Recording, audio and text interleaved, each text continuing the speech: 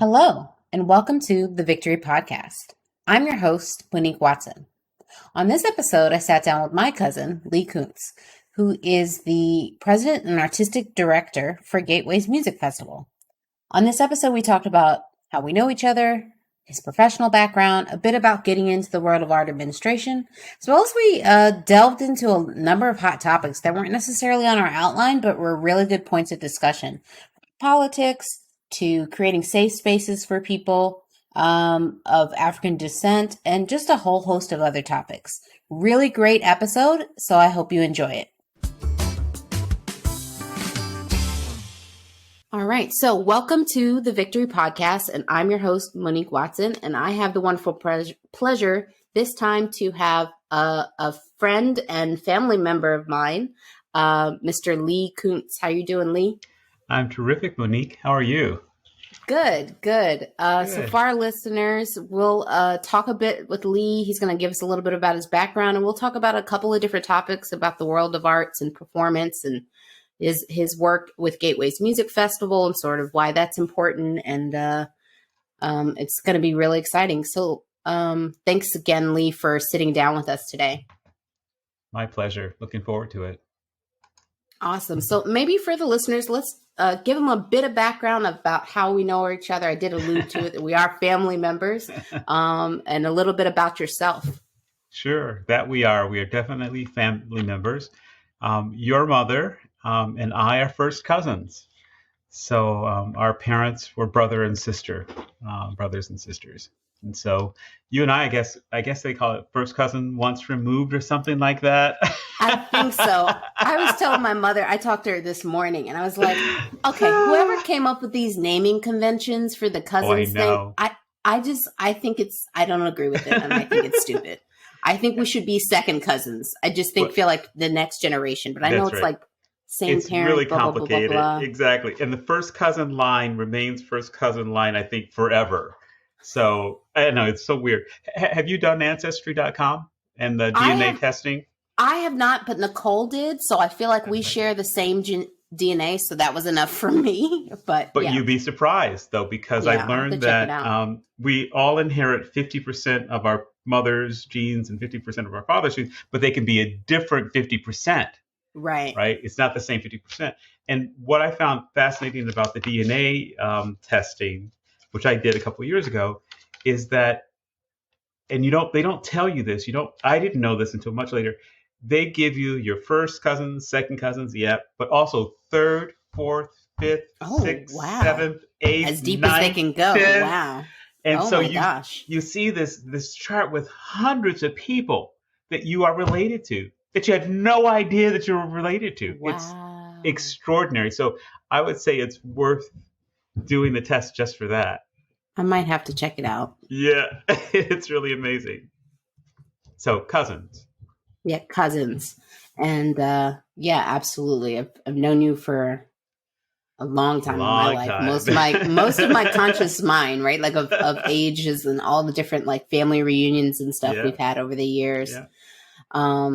And maybe we give a little context for folks about your professional background. So besides just being the fabulous cousin of the host. Well, I am currently the president and artistic director of a music festival called the Gateway's Music Festival. And I can tell you more about that later. I'm trained as a pianist, as a classical pianist, and attended undergraduate and graduate school in piano performance, and spent a lot of my life performing and a lot of my life as an arts administrator. Awesome.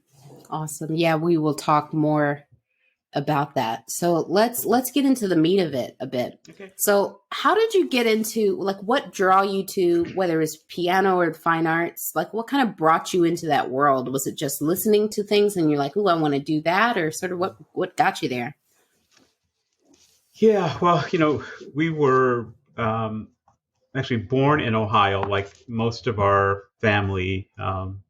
Your mom, I think, too, was born in Xenia, and I was born in Xenia, Ohio. But we moved to Chicago when I was 3 years old. So, that was really my home, and the home that I kind of grew up in the home that I know. And my father was the minister of a church, and we lived in this really enormous apartment complex called Parkway Gardens, which it turns out that's where Michelle Obama's grandparents lived too. So we might have been there at the same time. Who knows? In fact, I'm sure we were. But it Okay, was that's this awesome. enormous, and I didn't know that until I just read her book, Becoming, a couple months ago. But my father was a minister at the church at one end, Parkway Gardens Christian Church, and my mother worked at the school on the other end, John Foster Dulles. And our whole lives kind of revolved around that community, that neighborhood, that enormous community, because there were, I don't know, 50 something apartment buildings. Some were like high rises, some were low rises, like ours was a 3-story one. And so my father came up with this idea that it would be great to have a pianist in the family, somebody who could play piano at church whenever he needed somebody. Even though they had, paid musicians there and all that other kind of stuff, but just to have somebody on call, just in case you need anybody. So he thought, well, I think my daughter should play the piano. Um, but he knew that, and my sister Julie is 10 months younger than me. He knew that it would probably be difficult to get her to do it. So he said, well, she'll do anything that Lee does. So he started, my mother and father started me on piano in order to get Julie to play the piano. Wow. And when parents use psychology like that, it always backfires. So Julie really hated it, and I loved it. And I think it suits my personality. I'm more of an introvert. Julie's definitely an extrovert. And so she's definitely an extrovert. And I can spend hours alone by myself practicing or reading. And that really was conducive to learning how to play the piano. So that's kind of how I started. Wow. I had no idea. So you start in the piano, become a beautifully classically trained pianist, and start off, as you mentioned, in the performance world. But what sort of why not stick in the performance world? What kind of drew you to from performance to kind of artistic administration? Mm-hmm.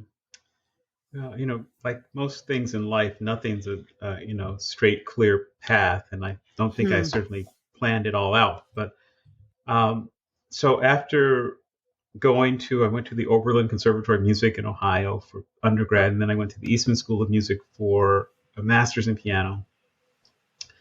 And I moved back home to Chicago. And, I was freelancing, and I had a job with the Catholic Archdiocese of Chicago as a music director and accompanying a lot of recitals and just having a great musical life. And then I got my first, school loan bill.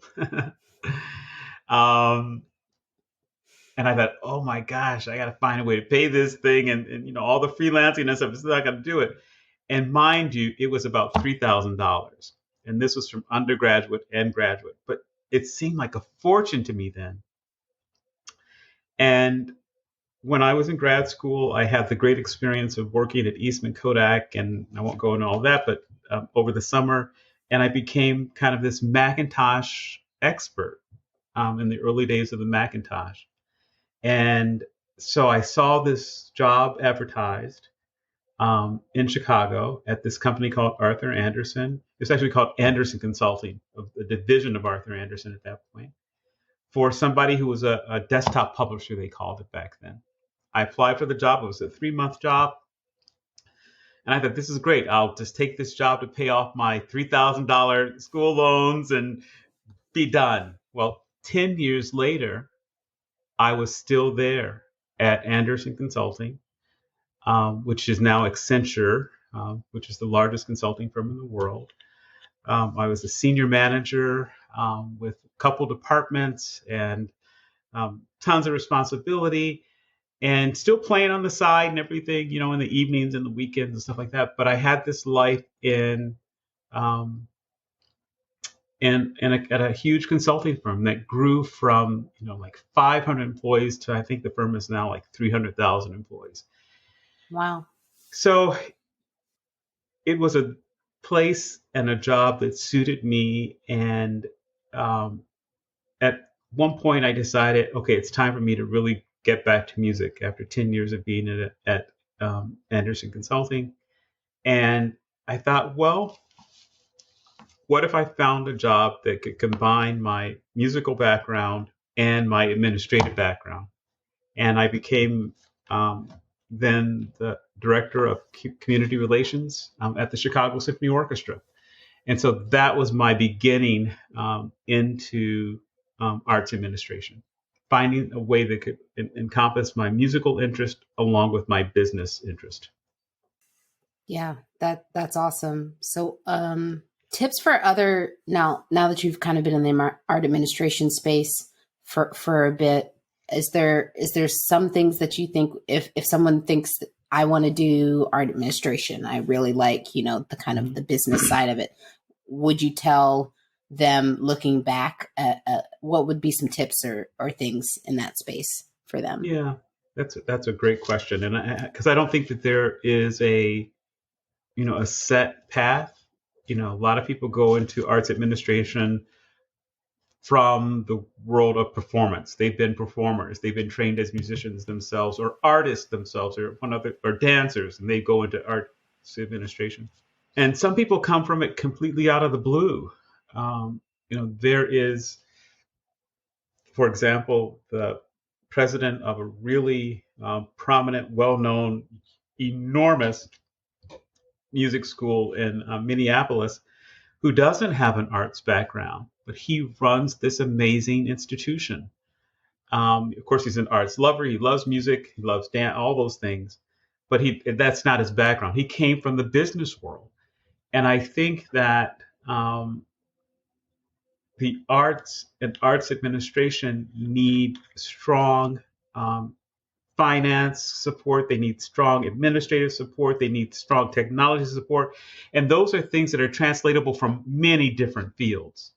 So if you love the arts, but you don't have an arts background, you can still go into arts administration because there's such a great need for those kind of skill sets within the arts. Awesome. Awesome. So tell us about Gateways Music Festival, and why is it so important? It's pretty unique, I think, in some ways, as far as the kind of bounds of it. Maybe you can tell us a bit more for the listeners. Yeah, it is unique. It's really the only organization of its type. It is a 27-year-old now classical music festival. Same age as you, 27. Oh there my you gosh. go. Times 3 almost. No, not times 3. Not quite. It is a music festival for Black professional classical musicians. And our mission is to connect and support professional classical musicians of African descent and enlighten and inspire communities through the power of performance. And so Gateways Music Festival, which is becoming kind of a year-long program, has been a 1-week festival, 6-7 days in the summer, where we invite 125 Black professional classical musicians from around the country, but some also from other parts of the world, to Rochester, New York, for more than 50 concerts during that 6-7 days. So we have orchestra concerts, we have recitals, we have chamber music concerts, we have a film series, we have panel discussions. And, the mission is to connect and support these musicians. And, last year we invited 125, but we had about 200 that we had to turn away that were interested, but we could not accommodate. And Gateways is important for a lot of reasons. One is that certainly most Black musicians, if not, no, all Black musicians, classical musicians, live in a world in which they are one of the only ones, or one of only a few. So if you play in the New York Philharmonic, for instance, there's one Black player in the New York Philharmonic. Out of how many? a hundred on average, and 110 or some odd. so. Yep, 100 something. If Mm. you play in the Chicago Symphony Orchestra, there's one black player out of 100 and something musicians.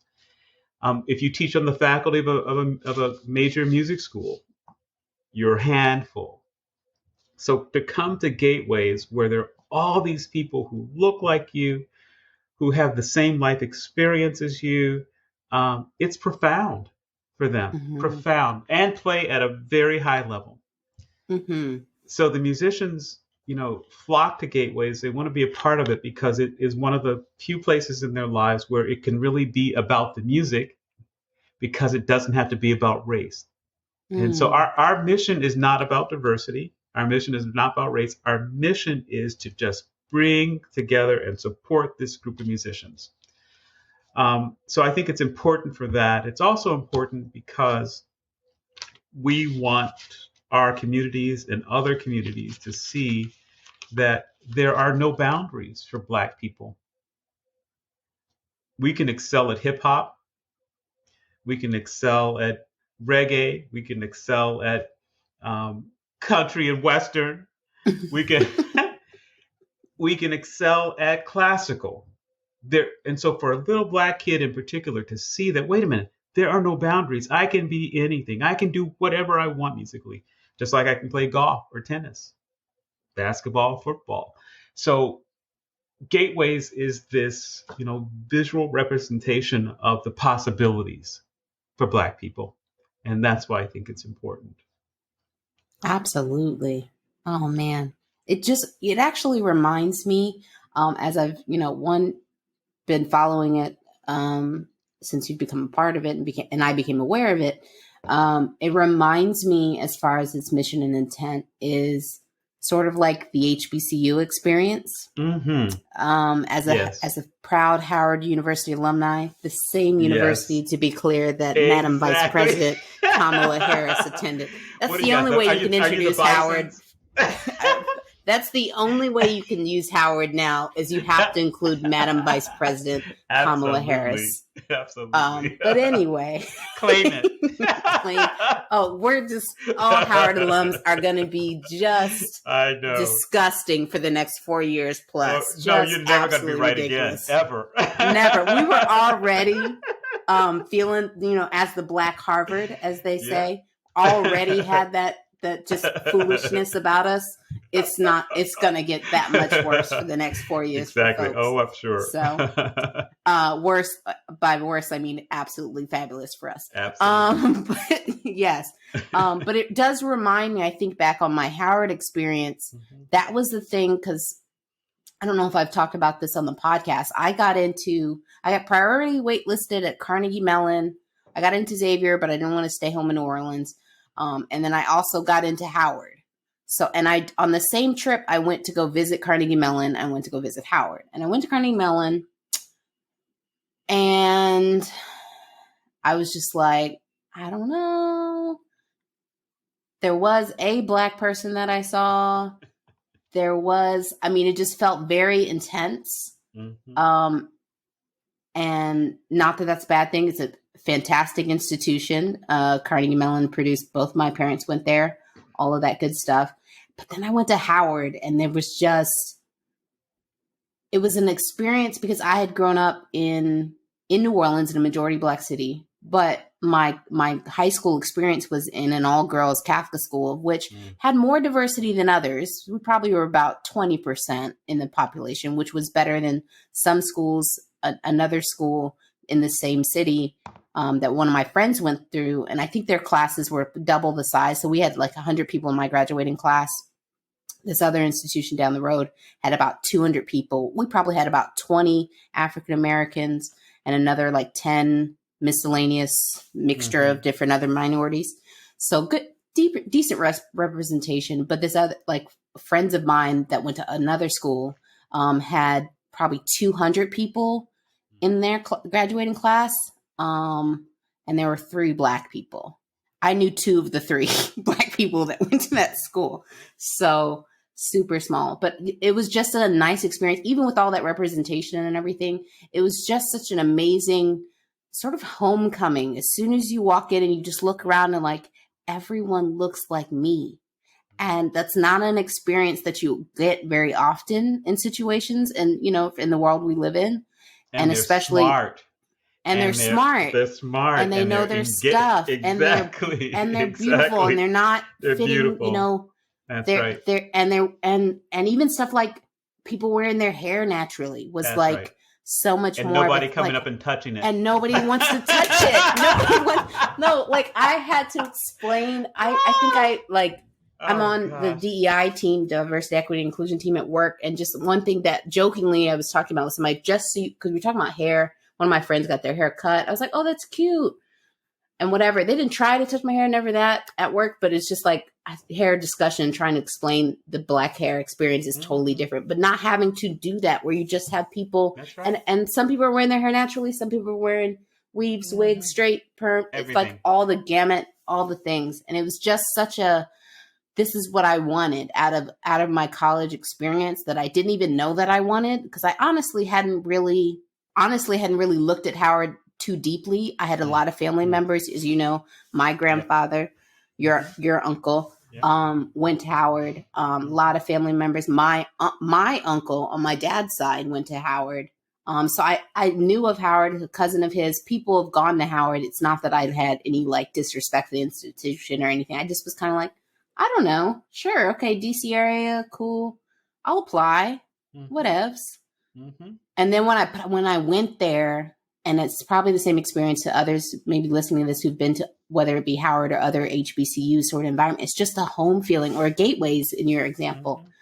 It's just a place where you just feel like the peace of not having to, there's such a challenge, and I experience this sometimes in the corporate setting too, is when you're the only one or one of a sprinkling, it's really like, okay, it's a different, you now then unfortunately or fortunately represent all Black people to them, and then for better or for worse, and then there's this pressure of being like the only one. You're like, okay, now I'm it. There's no one to kind of have that has that culture experience. But yeah, so an opportunity like Gateways or going to an HBCU presents that I can exhale. And I can it can be about just the work. It can just be about the classroom, or it can just be about the music. That's right. And a couple of things. I mean, you said so many incredible things, but every day, in the world in which we live, we deal with the microaggressions. We deal with all of these issues that surround us on a daily basis. My partner and I, for instance, we just got a dog back in February of last year, and we have to walk the dog 3 or 4 times a day, and sometimes we walk the dog together, and we were walking the dog together a couple of nights ago for a late night walk, and he walks across the grass of some private property around our house. It's actually a big house that's got a real estate office in it. So he cuts across their grass. And now the dog has gotten used to cutting across that grass.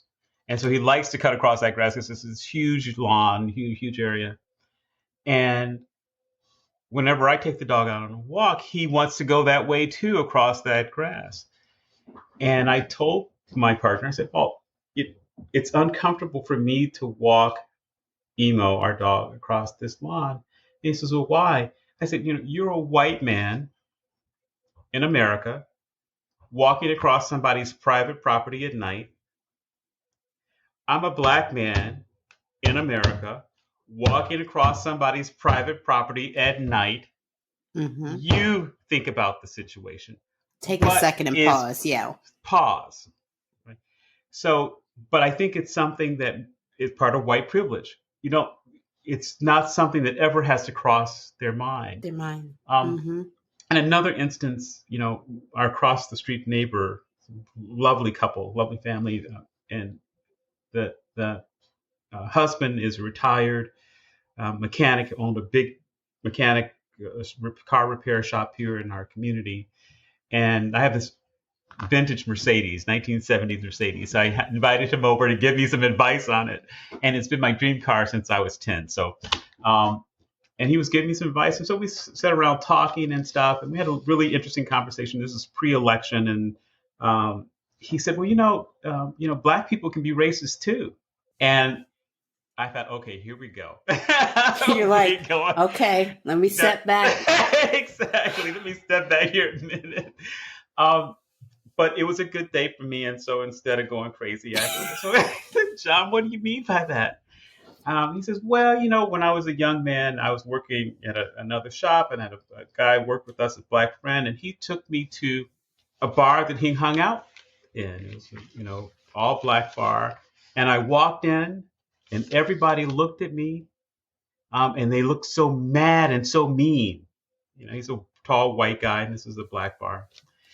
And he took that to mean that they must be racist. And so I said, well, John, maybe there's another explanation here. Could it be that this group of people felt that someone had just invaded their safe space?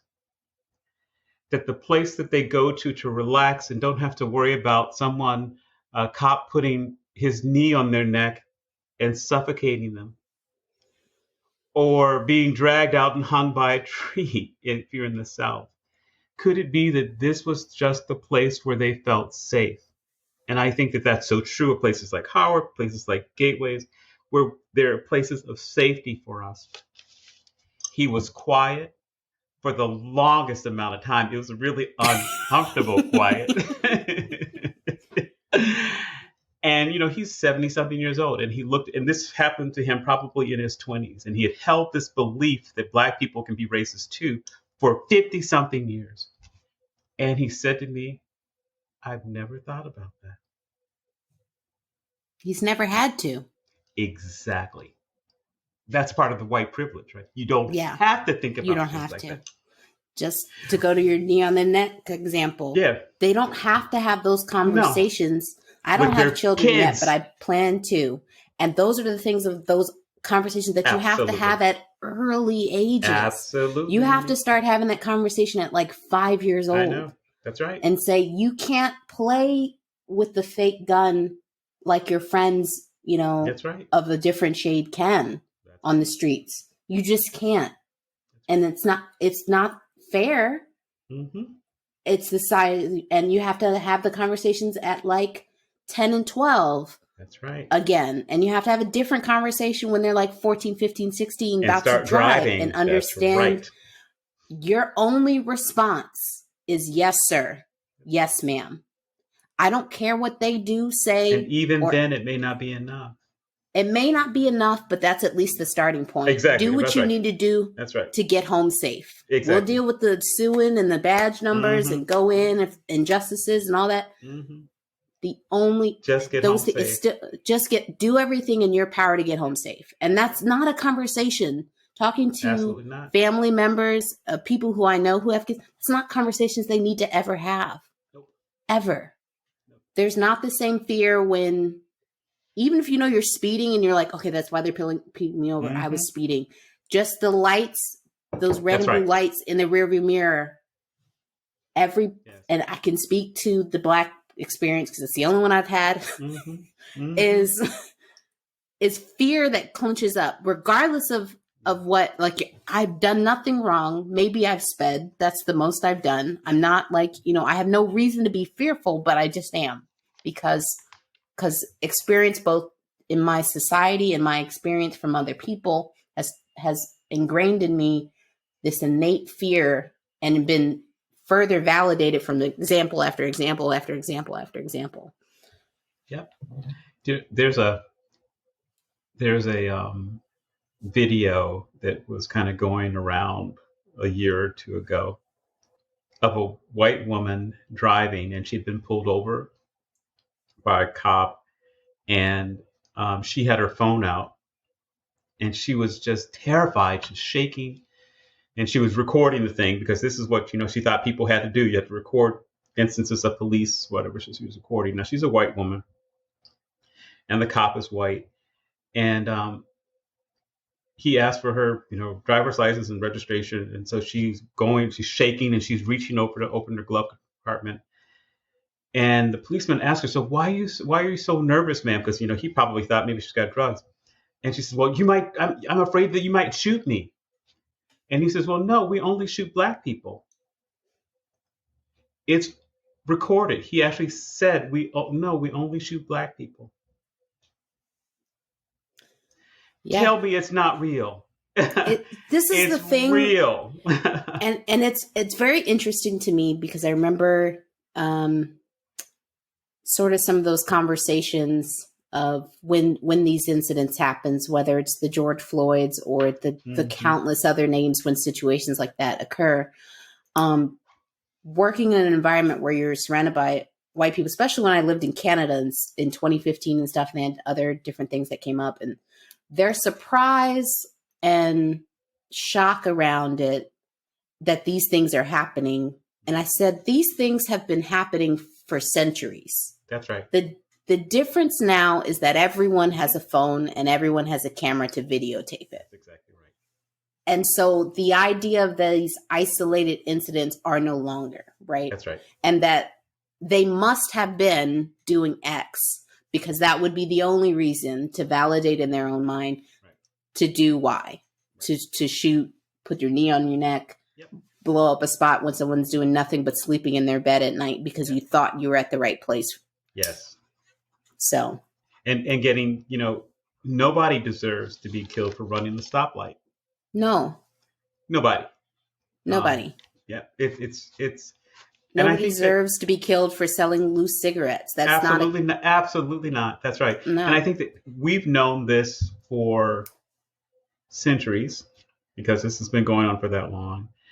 And part of the anger I have is that so many people are just kind of waking up, which has been part of the privilege that they've had. They haven't had to realize that it's true.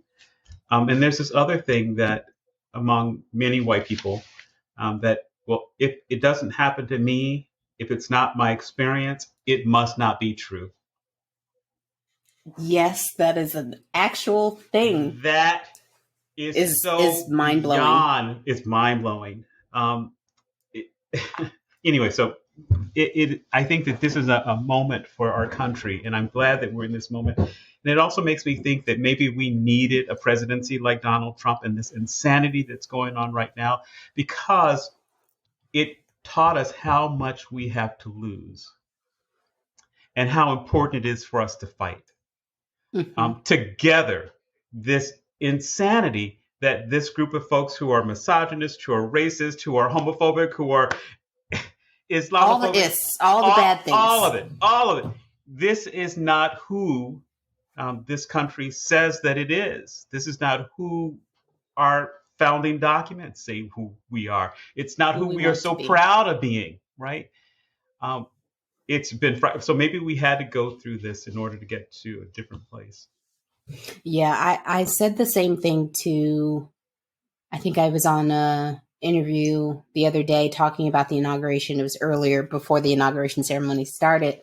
I said, I thank Donald Trump for this one thing, two things, to illuminate people who believe in this way, because you found out that one of two things were true.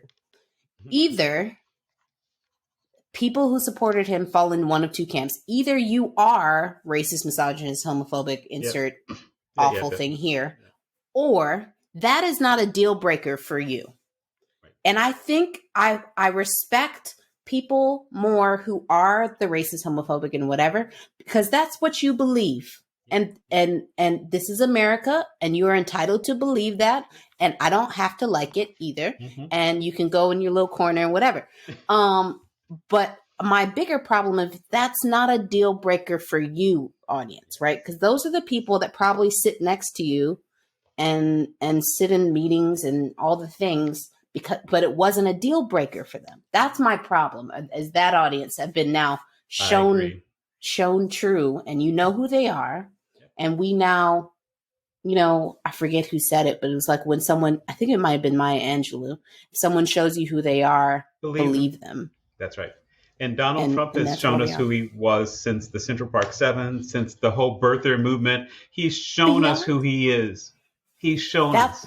You yes. know, you Yes. know, there was a show on NPR a couple of weeks ago, and the commentator asked the expert who was on. He says, "Well, do you think we're headed for a second civil war?" And he paused for a second, and he says, "Well, no, I don't think we're headed for a second war because we never finished the first one." That's the story. Because that's the Confederate flag crap going on in the South. That's the Confederate statues. That's all that insanity. We never finished the first one. And I think that all of this stuff has boiled up and boiled over from over 100 years. This is nothing new. It is really This is nothing not new. new. Nothing new. And folks who your point about that group of folks who support him, despite his isms and phobias and all of that, because they think, well, okay, I'm a pro-lifer. Well, I'm going to support this man who is despicable in every way. I'm going to support him just because he's going to support. Are you kidding me? If that's what you believe, find somebody better than that to support. Yeah. Find somebody My better thing, than that. I think even like, so I don't know. I struggle with that as the pro-lifers and these.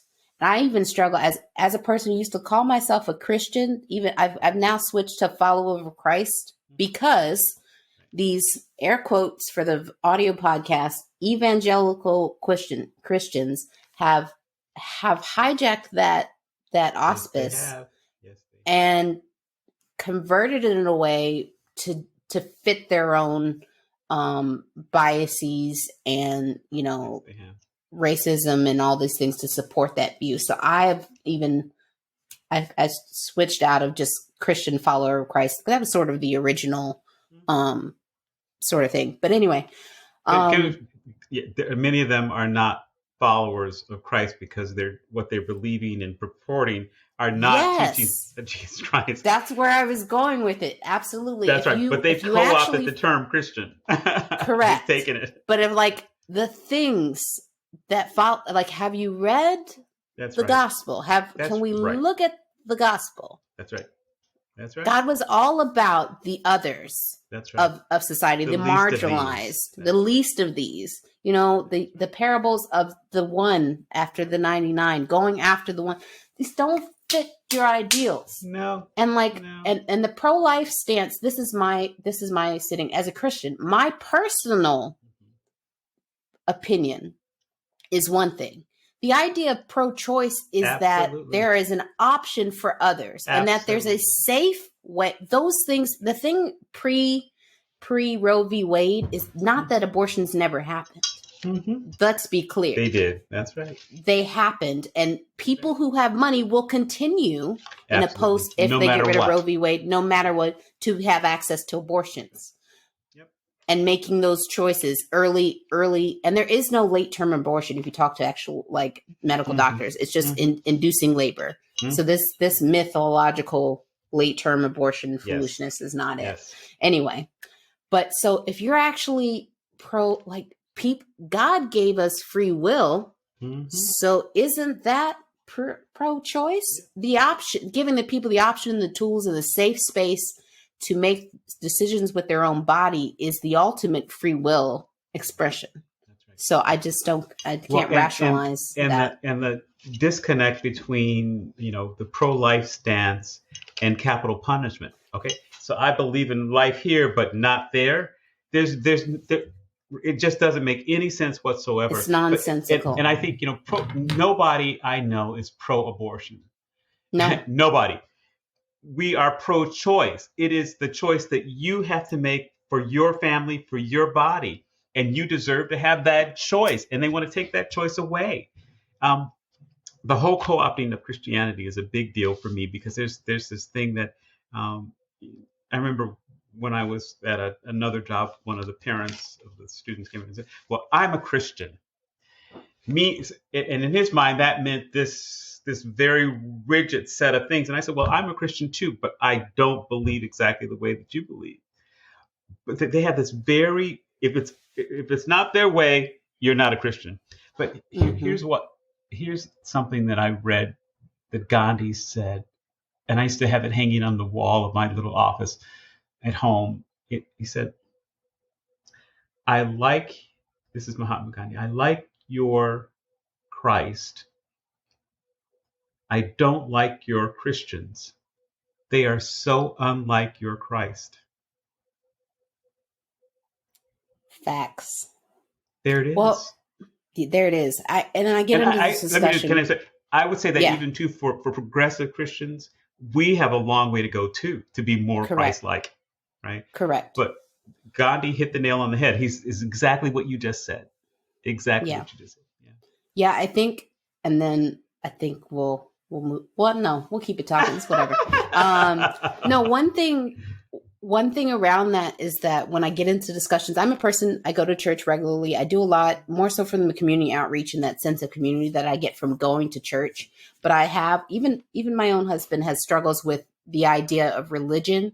And I have not been a person to try and be like, well, you need, and that was part of what he tells us, so I can take credit for it. Why he's loved me, because I'm not like this kind of Bible thumping. You need to be, if you're not in some church, then you're, out of order and da da da da da. Because I grew up in a church that really focused on, it is not about the religion, it's about the relationship. And if you don't have, and like, it's about having that relationship and communion with God. If you find that in a church setting, cool. If that's not for you, cool. Because the religion and these man-made rules and sort of these man-made structures around what was the base core of the Bible and sort of the spirit and intent of Christianity, those are two different things. So I have no problem when people are like, I hate church. I said, sometimes I do too. Because it's full of people, and people are flawed. We're imperfect. Right. So it's totally understandable when people have, it's a different thing. It's not about the religion. And that's one thing. It's about the relationship. Yeah. And if you don't have a true relation, because if you have a true relationship with God, you know that God is not the author of confusion. So all this foolishness on January 6th, that ain't not it. Godlike. Not godlike. He's comes from a place of love. Yep. The greatest of these things is love for thy neighbor. Yep. That's everybody in the neighborhood, the global neighborhood. Yep. So anyway. And we grew up in a really, not that I don't think my sister, well, I'm not sure, in a very progressive denomination. And, as I got older, I even went to a more progressive denomination, the United Church of Christ, the Congregationalist. And, the Episcopal Church is also most of them are very progressive. But there's this sense that there's just one way of being a Christian for that kind of conservative right. And that is so incredibly, it's just insulting to me. It just is insulting. So. Mm-hmm. Yep. But. Yikes. That's a big topic. That's a deep topic, but I think an important one, and definitely, but the idea of creating safe spaces, though, to bring us sort of back to where we started this sort of conversation, I think is so critically important. So the work you all do at Gateways is amazing. And, Thank you. And I guess how long have you been at Gateways now? Well, that's, complicated story. I joined the board of Gateways in 1995 when I was director of community relations at the Chicago Symphony. Should I tell you how young I was at 1995? Were you even born then? I was born. I was less than 10, I'll tell you that. Yep. I was 8 years old, 7 or 8, depending on what time in that year. So I was working at the Chicago Symphony, as I said before, in community relations, and we brought a group of Gateways musicians to Chicago, and I joined the board after that. And then when the founder retired in 2009, she asked me to chair a committee of musicians to kind of run the artistic side of the festival. So I started that in 2009, and our first festival was in 2011. And then in 2016, after our little committee had grown the festival significantly, we had appeared on the cover of Symphony Magazine and all that kind of stuff. In 2016, it became a full-time position, and so I was able to do Gateways full-time in 2016. But I've been involved with the organization since 1995. Yeah. And can awesome. I say our website is gatewaymusicfestival.org, and there are recordings there and videos. So to see 100 and something Black folks up on the stage playing Brahms, playing Tchaikovsky, playing modern Black composers is really powerful. It should be seen. So I hope your listeners can go listen to some of it. Yeah, and we'll include that website link in the show notes too, so people will connect us in. What's funny is how your world of Gateways sort of interacted with one of my Howard alumnus. I don't know if you know Ariel Davis. She knows you. Let me tell you that. What is she? She's with the Kennedy Center as program manager. She's a French horn player, but I don't know her name as Davis. So what's her? Oh yeah, she just recently married. Ooh, her maiden name. I know Ariel. I do know her. Yeah, I do. And she's a French horn player. Yeah, French horn. Yeah. Yeah, she's amazing. I love her. But I can't call her last name right now. Yeah, so her newer last name is Davis. I don't know what her maiden last name. I didn't know that. I can't remember it right now. But yeah, she'll be on earlier in this month on the same series I'm kind of doing during Black History Month. We were talking and sort of this whole thing. I was like, I wonder if you know my cousin. She was like, Lee is your cousin? I said, yeah. I sort of forget like how fabulous my family is. I'm the exception. I'm not fabulous, but thank you. Oh, please. She was like, Lee is amazing. He came to do a presentation about the importance of this is how you then diversify your orchestras and da da da da da. She was like, I can't believe that's your cousin. She was just so like, oh, that's sweet. I was like, oh. Yeah, so when you hear our episode in the earlier, I think she's going to be first week of February. Oh, good. It was Ariel Shelton. Shelton, that's what her maiden that's name right. was. That's right. Yeah, she's terrific. Yeah, she was like so excited. She was like, I can't believe that's your cousin. That's so amazing. She was very excited about it. That's cool. Yeah. Well, when you talk with her, please tell her I said hello. I sure will. But yeah, she was talking about, I guess, some sort of presentation you did about the importance of maybe diversity in the music spaces. Is that something you do more regularly, or that was just a one-off sort of thing? I do them a lot, but I've seen Ariel on lots of different occasions for lots of different things at conferences and stuff like that. So she's very involved in the field and very engaged.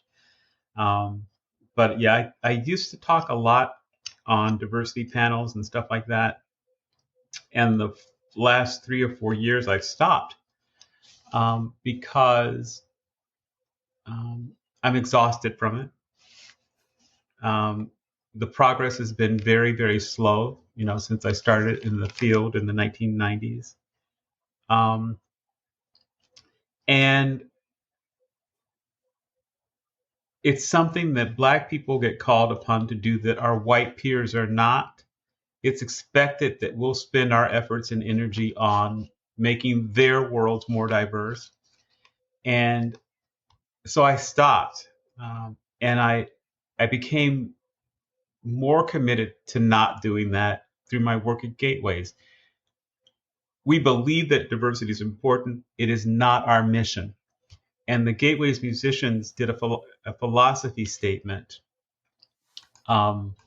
which I would love to read to you, which just the very, very, very last last part of it, which kind of speaks to this. It says, we support many of the classical music field's efforts to be more inclusive, and specifically to increase the participation of musicians of African descent. but affirm that the festival does not exist solely to identify a solution to a problem that we did not create. There it is. 3 snaps and Z formation on that one. There it is. There it is. I agree. It takes so much time, so much effort, so much energy. We can't even fix it, Monique. It's not on us to fix. It's not on us to fix it. But we didn't create it. We're not going to fix it. Exactly. It just zaps everything from us having to deal with it. And so 3 or 4 years ago, I decided that, you know what? This is not my work. This is somebody else's work. It's not my work. And when I see white folks in our field as committed and as involved in creating diversity and removing these obstacles that existed in the field, then I might want to be involved. But they have to get as committed and as involved in this work as all of us are. So I don't do it anymore. That's fine. No, absolutely. I agree. I hear you. And Ariel spoke to sort of the same thing, and you'll hear it in their episode in the first week, about, there are people who are doing the work within kind of the fine arts and orchestra fields, trying to diversify, white people, that is. But there are lots that have not done anything. Right. And sort of, we talked a bit about the idea of the Sankofa mindset of trying to do that and making those spaces in that way, of the reaching back. Sankofa being a Guyanese, I think, word, is the idea of like going back and grabbing the future generations and bringing them forward, right? Like you become sort of that lamplight level and light the way, and then you go back and make an intentional effort to bring the other generations with you. So I think, so well, important. In our field, I gave a talk a couple years ago at the Kennedy Center for a conference that they were having, and it was entitled something like, 5 ways to not have the same conversations about diversity, equity, inclusion in classical music 20 years from now. Because we've been having these same conversations, and what it is, it's talk to the point that folks believe that that's the work. Mm-hmm. The talking about it is not the work. It's a part of the work. Nope. It's not the work. Not the work. And so it's been the substitute for actually making change. That's why there's been so little change. Mm-hmm. So the difficult stuff, can't do that, but we can talk about it ad nauseum. I'm sick of talking about it ad nauseum. I'm laughing because it's so true. Same thing. Even on one of my COVID series episodes, I had your cousin, Dr. Sabrina Bent on. Yeah. And she was talking about, I was on board certified anesthesiologist. She's like, I'm on a call with my medical school, and they've been talking, when I went to medical school, and I'm going to have to go back and I may have to correct this in the edit. I forget the exact X percentage. Let's leave it. Was the number of African Americans and Black women at that medical school then. When I was in school, what's the number? Same percentage today. That's right. So, and they've been working on diversity, equity, inclusion. Talking. It's like, okay. Yeah. Classical music, the same. 1.8% of players in American symphony orchestras are people who identify as being of African descent. 1.8%. It's been that for the last 30 years, not changing. That said, there is a pipeline or pathway matter issue related to classical music, because in order to become, a great violinist, those kids are starting at 6, 7, and 8 years old. And so until we can have access to instrumental music instruction for young kids at the very beginning, and our Black kids, the stats are not going to change. They'll stay the same. And so what happens is the kids that get access are the Black kids who are from families of privilege, which is a small number of folks, right? Mm-hmm. So because there was a time when classical music was a language that the Black community was familiar with. In our black churches, people sang actually from hymnals. They had musicians who could actually read the music in the hymnals and play pipe organs. And um, I grew up in Chicago. There were orchestras on the South Side. There were chamber music groups on the South Side. Almost every kid, well, in Chicago in the 1960s when I was in school, every kid um, got a musical instrument in third grade. Had to learn how to play a musical instrument. Well, that doesn't exist anymore, and so more and more over the decades, this concept of classical music has become a foreign language in the Black community, and it didn't used to be that. It didn't used to be that way.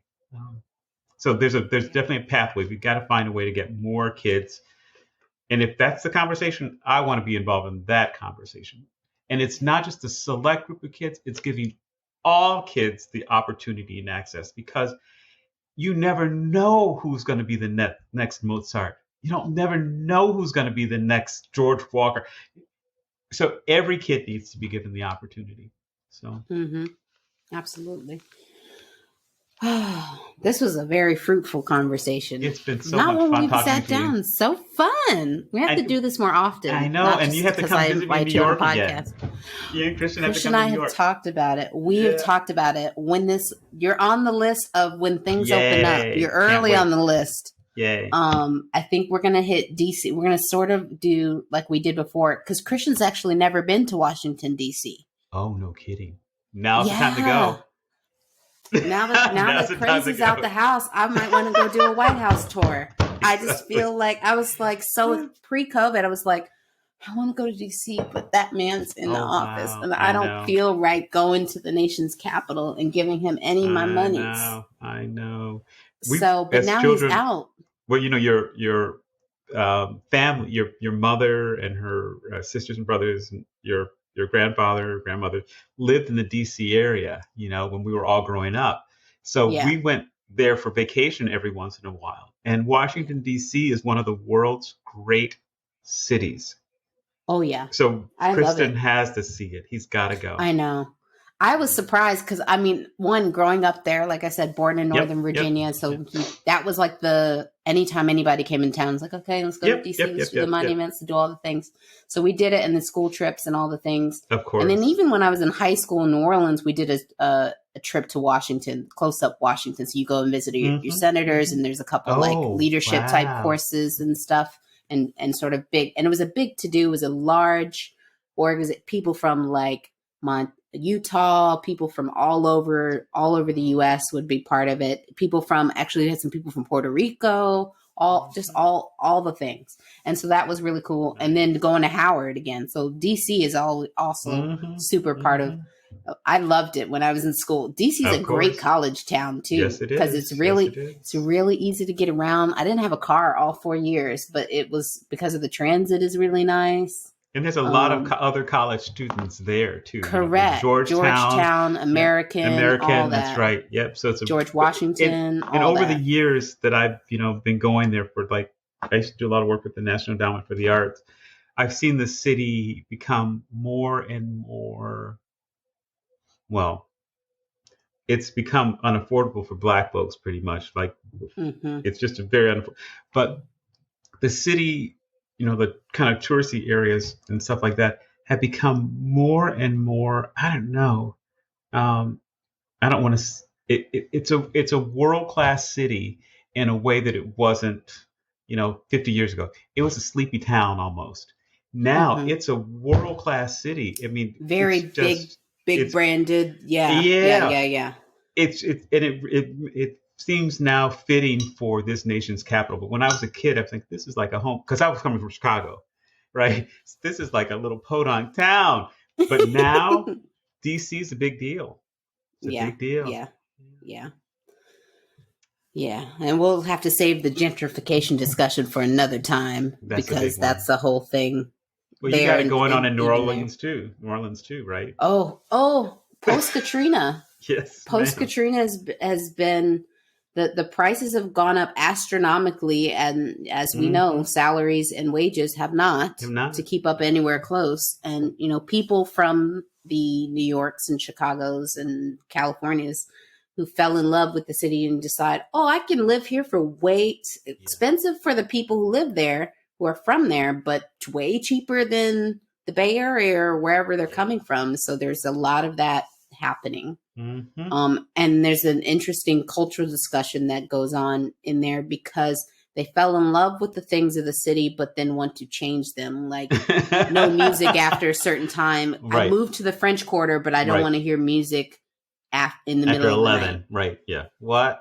Yeah. Sir, madam, that's you moved to the wrong part of. I mean, there's suburban areas in still the city. If you're living in the French Quarter, off of Bourbon Street, off of these main music thoroughfares, this is what you get. That's right. That's right. It's like if you live in where you live in Harlem on a Tuesday night, it might be popping. That's just what it is. That's right. We learned but that. I can sleep through anything in Harlem though. You can. Nothing bothers me now. Oh, let me tell you, because when we stayed with you that one night, it was going down. It was a Tuesday. There was no holiday. It was just 2 a.m. People just a lot of city noise. It's just like, oh, we're in the city. That's to be expected. So that's a talk for a whole nother day. Outside of invite me back again. Thank you. I'll have you back for sure, as many times as you'll have us. Thank you so much. This has been a great conversation. It's going to be a fantastic episode when I edit it. Yay. Thanks so much. It's great talking to you and great seeing you. Yeah, absolutely. Great talking to you too. Thanks again to Lee for coming on the podcast, and wonderful, great, deep conversations on a host of issues and topics that really affect a variety of people, especially in the African American experience. So thank you again for your candid conversation. As always, check out the show notes. Lots of great links to some of the things we talked about.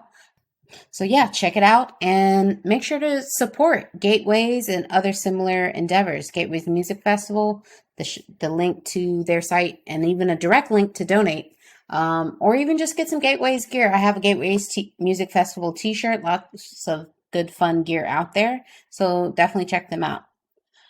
Share this podcast, of course, with your friends and even your enemies. We're available on all your major platforms. The best way to find us is go to our website at thevictorypodcast.com. And on there, you can go to the episode player and send someone the link just to this episode, and they can listen straight from our website. Or you can check out our Where to Listen page, where you can find us across many of your various platforms. On that page, you just kind of click your favorite platform, and it'll take you straight to how to subscribe there. Also, if you'd like to support the Victory Podcast, you can check out our merch and Patreon page. We'll be adding some new content in next month, exclusive to Patreon. So be sure to subscribe there to one of the different levels, and you also get some exclusive gear as well. Or if you just want to buy some regular Victory Podcast gear, you can also find that on that same page at our t-shirt shop on Tiered Public. So I'll end this episode as I do every episode. Every problem has a solution. It's whether you're willing to do the work to find it. Let's do the work and be victorious.